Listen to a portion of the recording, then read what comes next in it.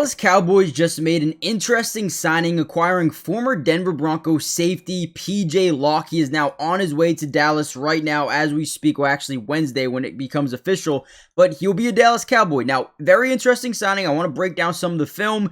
They already added Jalen Thompson, who I think will be their full-time safety, full-time starting safety alongside Malik Hooker going into next season, but they obviously needed more depth with Donovan Wilson and Juanya Thomas also being projected to potentially leave. I think Juanya Thomas will stay, but PJ Locke definitely adds some much needed depth in a veteran guy at the safety position as a backup. I think that is actually some really big time news here. This is a guy that is really good in the box as a tackler, not much of a cover guy. So, I mean, he can, but he's not going to be outstanding in coverage, okay? So you guys have to limit your expectations. If you want him to be in the box as a blitzer, I think he can rotate in and be really productive in those certain situations. Like here, they line up in a double mug look. Now, they send one of their linebackers out into coverage, and they overload the left side of the offensive line. And because they were prepared for the inside A-gap to get overloaded, the running back goes over, protects the A-gap, nobody's there, PJ gets a free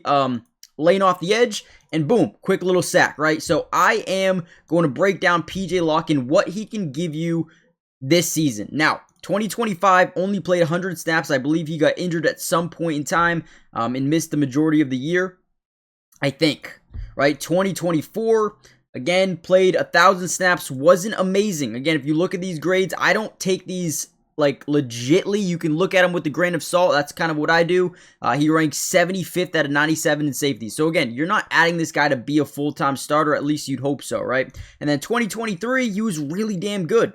Had 3 pressures, had an interception, had 30 total tackles, right, playing about 538 snaps, was really good in run defense, a short tackler for the most part. I actually like PJ Locke a decent amount again, and you got to look at it for what it's worth. He's not going to be your day one starter. If they brought him in to be their full-time starting safety, I would probably sit here like, I don't love it. But as a backup, I can see the vision.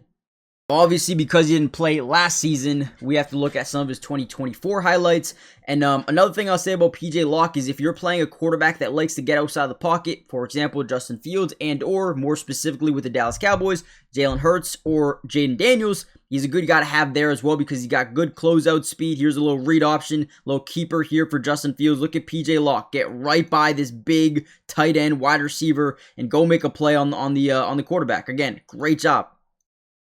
These are the things that are very important, and you get in these situations versus Jalen Hurts, where they've got a Saquon, they've got Hurts, right, where you got Jaden Daniels and Corey Krosky-Merritt, these little keepers. We got to be able to stop these things, and PJ Locke is pretty good at it. So another reason why I like him within this Dallas Cowboy defense so far, they've added Rashawn Gary, who I personally really like because he helps stop the run.